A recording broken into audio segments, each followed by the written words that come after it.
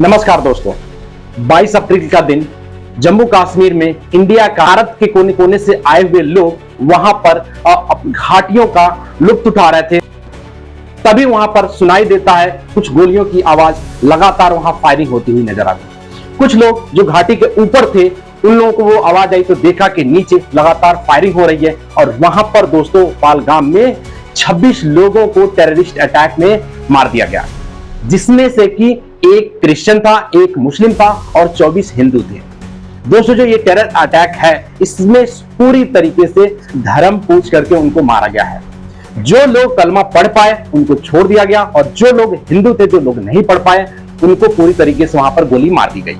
बच्चों को, औरतों को छोड़ दिया गया, जिसमें से 20 लोग इंजर्ड हैं, वो हॉस्पिटल में भर्ती हैं और उनकी जो अवस्था है वो अब खतरे से बाहर बताई जा रही है, जिसमें 26 लोग मर गए। उनके छोटे बच्चे थे, कुछ तो नए शादीशुदा जोड़े थे जो कि हनीमून पे वहां गए हुए थे। उनको क्या पता थी कि ये जो हम लोग यहाँ पर आए हुए ये आखिरी हनीमून हमारा होगा और इसके बाद हम एक दूसरे से कभी नहीं मिल पाएंगे। दोस्तों ये जम्मू एंड कश्मीर का जो अटैक है इस पर इंडियन गवर्नमेंट ने एक्शन लेते हुए काम शुरू कर दिया है और पाकिस्तान के साथ जो सिंधु नदी का जो ट्रीटी साइन हुआ था उसको पूरी तरीके से नामंजूर कर दिया गया और पाकिस्तान को पानी देने से इंडियन गवर्नमेंट ने मना कर दिया है।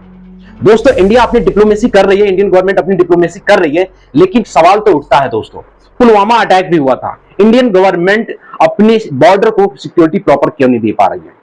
हमारे यहाँ अटैक होता है, हम उसके बाद जवाबी कार्रवाई करते हैं, लेकिन जो हमारी इंटेलिजेंस है कहीं ना कहीं उनमें चूक हो रहा है कि जो ये बॉर्डर क्रॉस करके इंडिया में एंटर कर पा रहे हैं वो कैसे एंटर कर पा रहे हैं।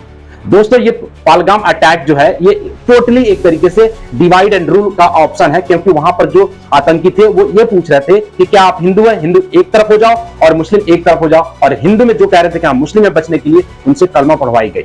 बहुत सारे लोगों को तो पैंट खुलवा करके उनके धर्म देखने की कोशिश की गई। वहां पर एक छोटा बच्चा था जिसने अपनी आंखों देखी हाल बताई, जो कि आप वीडियो के बैकग्राउंड में आप देख पा रहे हैं। दोस्तों इंडियन गवर्नमेंट ने पूरी तरीके से अपनी जो कार्रवाई है वो शुरू कर दिया है, जिसमें नरेंद्र मोदी जो हमारे इंडियन प्राइम मिनिस्टर हैं उन्होंने भी एक्शन में काम करना शुरू कर दिया। विपक्ष भी पूरा एकजुट हो गया, लेकिन विपक्ष भी सवाल उठा रहा है कि हमारी इंटेलिजेंस कहां सो रही थी जिस वजह से ये लोग हमारे मारे गए। पीड़ितों में से एक महिला ने कहा है कि अगर सरकार हमें कहीं पर सुरक्षा नहीं दे पा रही है तो हमें वहां क्यों भेजने की अनुमति दी जाती है। दोस्तों जब Modi ji first time prime minister बने तो उनका पहला ही स्लोगन यही था कि जो जम्मू एंड कश्मीर से धारा 370 हट जाएगा और वहां पर जो टेरर अटैक है वो कम हो जाएगा। डिमोनेटाइजेशन भी हुआ था, जिस वजह से टेररिस्टों के पास पैसा नहीं पहुंच पाएगा, हथियार नहीं पहुंच पाएगा, वो इंडिया में घुस नहीं पाएंगे। लेकिन मोदी जी का तीसरा टर्म है और ये दूसरा अटैक है, जिसमें एक पुलवामा अटैक था और ये हमारा पहलगाम अटैक है। दोस्तों इस पर आपका क्या कहना है मुझे कमेंट सेक्शन में जरूर बताइएगा। और पहलगाम में जो मृतक लोग हैं वो देश के अलग अलग कोनों से हैं, सूरत से हैं, डिफरेंट लैंग्वेज के हैं, डिफरेंट धर्म के हैं, लेकिन वो सीधे क्या है, हिंदू हैं। तो हिंदू के नाम से टारगेट करके उनको मारा गया है। वहां पर एक महिला को यह पूछ रहे हैं कि जितने भी जो टेररिस्ट थे वो वेब कैम लगा रखे थे, कैमरा लगा रहे थे, जिनको मार रहे थे वो शूट कर रहे थे। उनका एक ही काम था कि भारत के जो वजीर आजम है माननीय प्रधानमंत्री नरेंद्र मोदी, उनको ये भेजा जाए कि हिंदू आपके राज्य में सेफ नहीं है। दोस्तों क्या लगता है कि हमारे देश के प्राइम मिनिस्टर हिंदू हैं, होम मिनिस्टर हिंदू हैं, हमारे प्रेसिडेंट हिंदू हैं, फिर भी अगर हिंदू खतरे में है तो इस पर आप क्या सोचते हैं मुझे कमेंट सेक्शन में जरूर बताइएगा। जय हिंद, जय दोस्तों, नमस्कार।